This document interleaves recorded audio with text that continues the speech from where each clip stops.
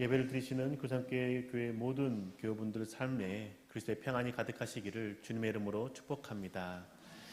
오늘은 어린이 청소년 주일입니다. 오늘 예배위원으로 어린이 부서가 많이 섬겨주셨죠.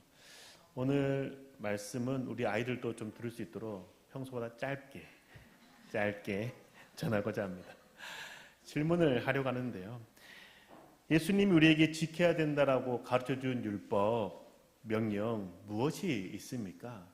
하나님을 사랑하는 것 그리고 이웃을 사랑하는 것입니다. 그러면 예수님께서 하나님을 사랑하고 이웃을 사랑하라고 말씀하신 배경이 무엇일까요?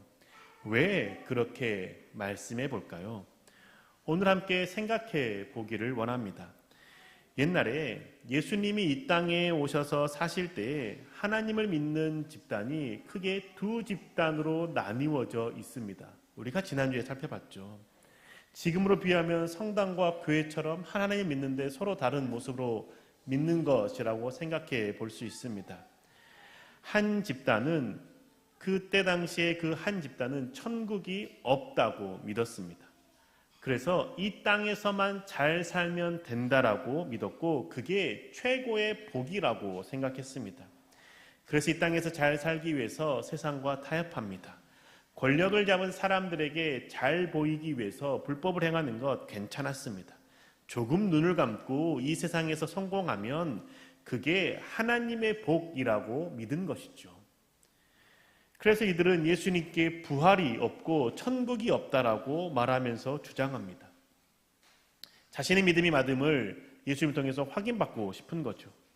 이들이 부활이 없다라고 주장하는 이유 중에 하나가 있다라면 부활했을 때 이 땅에서 죽은 모습 그대로 부활하면 너무 슬프기 때문이겠죠. 예수님은 이렇게 주장하는 사람들에게 부활이 반드시 있다라고 말씀해 줍니다. 그리고 그 부활은 천사와 같은 모습으로 부활한다라고 말씀해 주는 것이죠. 그렇게 말씀하시는 이유는 이 땅에서만 잘 사는 것이 아니라 죽음 이후에 하늘나라에서도 잘 살기 위해서 죽음 이후의 삶을 생각하며 하나님의 말씀을 지키며 살아가라라고 말씀합니다. 이 대답을 들은 다른 집단의 사람이 예수님께 와서 질문합니다. 이 집단은 부활과 천사가 있다라고 믿는 집단이죠. 그 사람이 말하기를 하나님의 말씀을 잘 지켜야 되는데 지켜야 될 계명이 너무 많습니다. 그 중에서 반드시 지켜야 되는 계명, 가장 으뜸되는 계명이 무엇입니까? 라고 질문하죠. 이렇게 질문하는 이유는 그때 당시에 지켜야 될 계명이 613개나 되었기 때문입니다. 그렇게 많은 계명들 중에서 무엇을 지켜야 되고 무엇이 가장 으뜸이 되는지에 대해서 그들 집단 사이에서도 의견이 분분했던 것이죠. 그래서 예수님은 그 질문을 듣고 그들이 지키는 613개의 그 율법들 중에서 두 가지만 선택해서 말씀해 주십니다. 그런데 그 두 가지가 그 모든 율법을 아우르는 율법이 되는 것이죠. 첫째가 하나님을 사랑하는 것이고 둘째가 이웃을 사랑하는 겁니다. 첫째 계명에 대한 말씀, 구약의 말씀이 신명기 6장 4절과 5절의 말씀입니다. 신명기 6장 4절과 5절의 말씀 읽어드리겠습니다. 이스라엘아 들어라. 우리 하나님 여호와는 오직 유일한 여호와이시니 너는 마음을 다하고 뜻을 다하고 힘을 다하여 내 하나님 여호와를 사랑하라. 신명기 6장 4절과 5절의 말씀 보면 하나님을 사랑하고 그 사랑하되 마음과 뜻과 힘을 다해 사랑하라라고 기록하고 있습니다. 두 번째 율법에 해당하는 그 율법은 레위기 19장 18절의 말씀입니다. 원수를 갚지 말며 동포를 원망하지 말며 내 이웃 사랑하기를 내 자신과 같이 사랑하라. 나는 여호와이니라. 내 이웃을 사랑하기를 내 자신과 같이 사랑하라 라고 말씀하고 있습니다. 이 두 계명은 613개의 계명 안에 속해 있는 계명들입니다. 그 계명들 중에서 몇 가지만 말씀해 드리겠습니다. 첫째는 하나님을 믿어라. 둘째는 하나님의 통일성을 생각해라. 세 번째는 하나님을 사랑하라. 네 번째는 하나님을 경외하라. 206번째는 동족을 사랑하라. 207번째는 개종자를 사랑하라. 이러한 계명이 613개나 있었습니다. 이 중에 248개는 무엇을 해야 한다라는 계명이고 365개는 무엇을 하면 안 된다, 하지 말라라는 계명이었던 것이죠. 해야 하는 것과 하지 말아야 될 것이 613개나 있었는데 예수님은 그 계명들 중에서 두 가지만 찝어서 말씀해 주십니다. 하나님을 사랑하고 이웃을 사랑하라라는 것이죠. 그런데 예수님께서 하나님을 사랑하고 이웃을 사랑하라고 말씀하실 때 조금 더 강조하신 것이 있습니다. 마가복음 12장 30절의 말씀입니다. 내 마음을 다하고 목숨을 다하고 뜻을 다하고 힘을 다하여 주 너의 하나님을 사랑하라 하신 것이요. 하나님을 사랑할 때 마음과 목숨과 뜻과 힘을 다해 사랑하라라고 말씀하십니다. 그런데 이 네 가지 중에서 신명기에는 없는 것이 하나 있었습니다. 목숨입니다. 신명기 6장 5절에는 마음과 뜻과 힘을 다하여 하나님을 사랑하라라고 기록되어 있습니다. 그런데 예수님은 거기에 목숨을 다하여 하나님을 사랑하라라고 추가하십니다. 왜 이렇게 목숨을 다해서 사랑하라라고 말씀하신 걸까요? 그 이유는 이 땅에서 삶이 전부가 아님을 다시 한번 가르쳐주기 위함이었습니다. 이 땅에서의 삶이 전부라면 목숨을 바쳐서 하나님을 사랑하면 안 되는 것이죠. 왜냐하면 죽어버리면 끝나기 때문입니다. 하지만 예수님은 이 땅의 삶이 전부가 아니라 죽음 이후에 하나님과 함께하는 삶이 있기 때문에 네가 이 땅에서 목숨을 다해서 하나님을 사랑해라 라고 가르쳐 주는 겁니다. 목숨을 다하지 않고 사랑하게 되면 이 땅에서의 장수하는 것이, 이 땅에서 오래 사는 것이 복이라고 믿는 것이죠. 죽으면 끝이라고 여기기 때문에 자신의 목숨을 바쳐서만까지 하나님을 사랑할 이유가 전혀 없는 겁니다.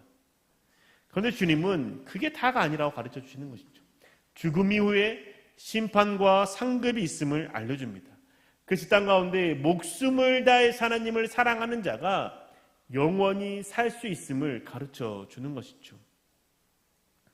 이 땅의 끝이 아니라 죽음 이후에 생명이 있음을 알려주시는 겁니다.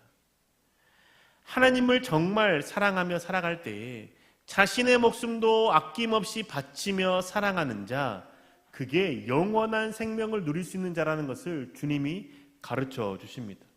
주님이 이렇게 말씀하시고 그냥 끝낸 게 아니라 주님이 이렇게 말씀하시고 정말로 자신의 목숨을 바쳐 하나님을 사랑했습니다.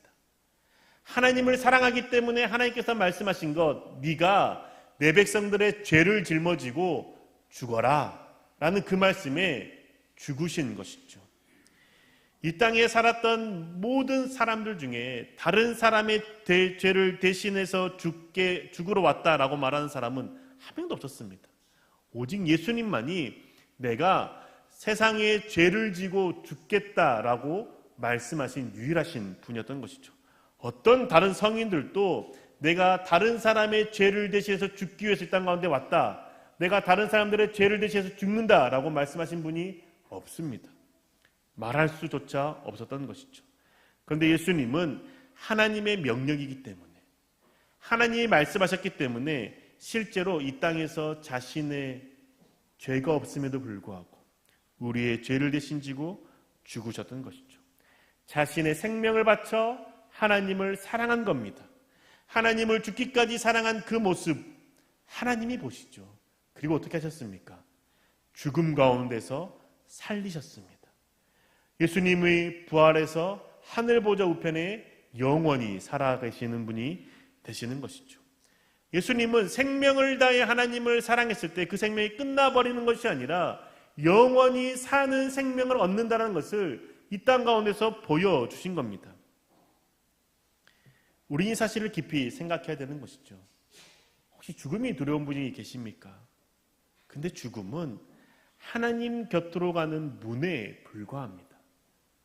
하나님은 스스로 목숨을 끊는 것은 금하셨지만 질병이나 사고로 죽는 그 사람들은 하나님 앞에 설 수 있도록 그 문을 통과하게 하시는 것이죠.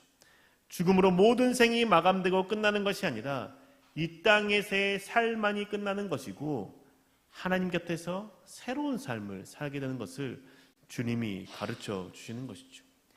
우리는 이 사실을 생각할 때 죽음을 두려워하지 않고 하나님을 사랑할 수 있습니다. 예수님은 우리에게 목숨을 다해 하나님을 사랑하라라고 말씀하셨죠. 이 말씀을 따라 살아간 사람들이 우리의 믿음의 조상들이지 않습니까?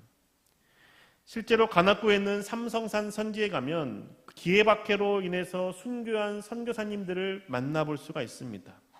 그 당시 조선 말기에 예수님을 믿으면 죽였습니다. 그때 그들에게 믿음을 포기하면 살려주겠다라고 말했지만 그들은 믿음을 포기하지 않았습니다. 그냥 예수님을 부인하고 사는 것보다 예수님 믿는다라고 고백하고 죽는 것이 더 낫다라고 여긴 것이죠. 이렇게 할 수 있는 이유가 무엇이었습니까? 이 땅에서의 죽음이 끝이 아님을 그들은 진실로 믿었기 때문인 것이죠. 예수님을 믿는다라고 죽는 것이 주님 곁에서 영원히 사는 복을 누리는 것임을 믿었기 때문입니다. 주님을 부인하고 이 땅에 살기 위해서 예수를 안 믿는다, 예수를 저주한다라고 말해서 이 땅 가운데 장수를 누리다가 죽음 이후에 심판을 받는 것에 대해서 그들은 두려워했던 겁니다. 그러니 그들은 생명을 다해 하나님을 사랑했던 것이죠. 예수님은 목숨을 다해 주님을 사랑하라고 말씀하신 이후에 내 이웃을 내 몸과 같이 사랑하라고 말씀하십니다. 여러분, 내 몸과 같이 사랑하라는 그 말씀의 의미가 무엇입니까? 내 몸을 아끼는 것처럼 다른 사람의 몸을 아끼며 사랑하라는 걸까요?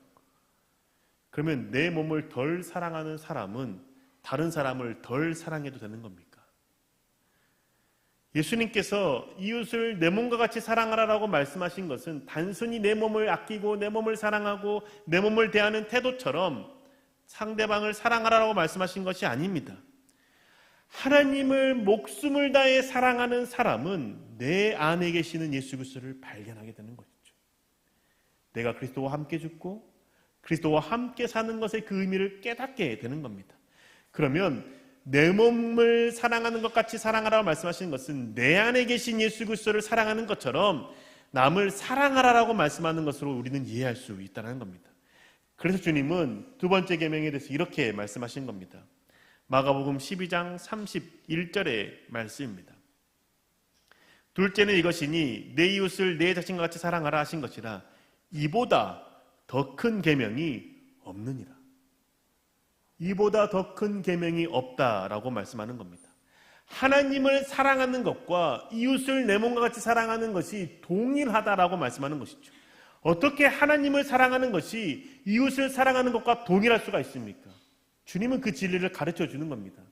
네가 주를 위해 목숨을 바칠 때 너가 주와 함께 죽는 것이고 주와 함께 사는 것이다.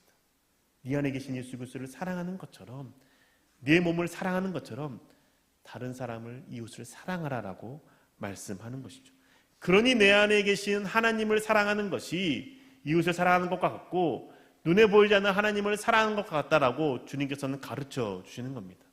이 설명을 사도 요한이 잘 가르쳐 주고 있습니다. 요한일서 4장 20절과 21절의 말씀입니다. 누구든지 하나님을 사랑하노라 하고 그 형제를 미워하면 이는 거짓말하는 자니 보는 바 그 형제를 사랑하지 아니하는 자는 보지 못하는 바 하나님을 사랑할 수 없느니라. 우리가 이 계명을 주께 받았으니 하나님을 사랑하는 자는 또한 그 형제를 사랑할지니라. 하나님을 사랑한다라고 말하면서 이웃을 사랑하지 않으면 거짓말하는 자라고 말씀합니다. 눈에 보이는 이웃을 사랑하지 않는데 눈에 보이지 않는 하나님을 사랑할 수 없다라는 것이죠. 이게 곧 하나님을 사랑하는 것과 내 이웃을 내 몸같이 사랑하는 것이 같음을 우리 가운데 사도 요한이 가르쳐 주고 있는 것이죠. 지금 이곳에 계신 저와 여러분은 이웃을 사랑하고 계십니까? 학교에서 친구들을 사랑하십니까? 내게 좀 불편함을 주는 그 사람을 사랑하고 계십니까? 어려움에 처한 아이들 다가가 돕고 계십니까? 사랑을 표현하고 계십니까? 우리의 모습에서 이웃을 사랑하는 모습이 드러나지 않는다면 저와 여러분은 하나님을 사랑하는 자라고 말하기가 어렵다라는 것이죠. 오늘 말씀을 통해서 주님께서 가르쳐 주시는 것은 이웃을 사랑하는 자가 하나님을 사랑하는 자라고 말씀해 주십니다. 이 사실을 믿고 행동하는 자가 하나님 나라 저 천국에 갈 수 있음을 가르쳐 주시는 것이죠. 그래서 마가복음의 12장 33절과 34절은 이렇게 말씀을 맺고 있습니다. 또 마음을 다하고 지혜를 다하고 힘을 다하여 하나님을 사랑하는 것과 또 이웃을 자기 자신과 같이 사랑하는 것이 전체로 드리는 모든 번제물과 기타 제물보다 나으니이다.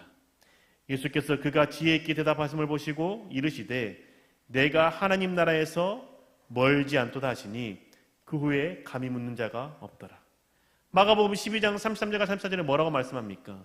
네가 하나님 나라에 멀지 않다라고 말씀하는 것이죠. 너가 죽음 이후에 주님 곁에 있는다라고 말씀해 주시는 겁니다.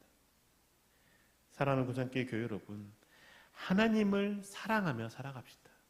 그리고 이웃을 사랑하며 살아갑시다. 하나님을 사랑한다는 것은 곧 이웃을 사랑한다는 것이고, 이웃을 사랑해야만 내가 하나님을 사랑한다는 것을 드러내며 사는 겁니다. 학교에서, 직장에서, 교회에서 만나는 자들을 사랑합시다. 이 땅에서의 삶이 전부가 아니라 죽음 이후의 삶이 있음을 믿고 하나님을 사랑하는 마음으로 이웃을 사랑할 때에 영원한 생명 가운데 주님 곁에서 살아갈 수 있는 것이죠. 온전히 사랑하며 살아가는 그 삶은 이 땅에서의 생명만을 누리며 살아가는 삶이 아니라 하나님과 함께하는 죽음 이후의 삶을 생각하며 살아가는 겁니다. 그 삶을 살아봅시다. 이웃을 사랑함으로 하나님을 사랑하며 살아가 봅시다. 그러할 때 하늘나라의 복이 우리 가운데 임하게 될 것입니다. 그 은혜를 누리시는 저와 여러분 되시기를 주님의 이름으로 축복합니다.